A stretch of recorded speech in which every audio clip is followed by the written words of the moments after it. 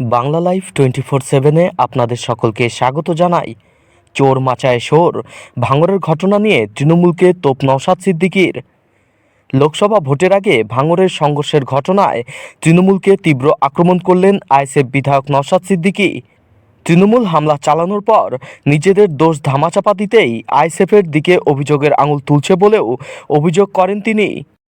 চোর মাচায়ে শোর, দোষ করছে তৃণমূল কংগ্রেস, সেটাকে ধামাচাপা দেওয়ার জন্য, সেটাকে চেপে দেওয়ার জন্য আইএসএফের নামে দোষারোপ করছে। গতকাল কি ভোগালী 2 নম্বর অঞ্চলের অন্তর্গত বানিয়ারা গ্রামের সম্ভবত 177 নম্বর বুথে শওকত মোল্লা সাহেবের বাইক তাণ্ডব চালাচ্ছিল।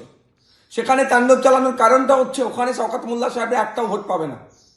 শুধু ওখানে নয়, সারা ভাঙড় জুড়ে এই পঞ্চায়েত নির্বাচনের পরে ভেবেছিল হিংসার পরে আইএসএফকে শেষ করে দেবে, কিন্তু আইএসএফ ক্রমশ বৃদ্ধি পাচ্ছে।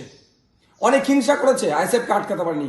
এই লোকসভা নির্বাচনের প্রাককালেও টাকা পয়সার লোভ, ভয় দেখানো, মিথ্যা কেস, তৃণমূল তাদের পার্টি অফিস পুড়িয়ে আইএসএফের ছেলেদের নামে মিথ্যা কেস, তাদের বাড়ি ঘর পুড়িয়ে দিয়ে আইএসএফের নামে মিথ্যা কেস, তারা চার্জ করে আইএসএফের নামে মিথ্যা কেস দেবো, আইএসএফকে আটকাতে পারেনি।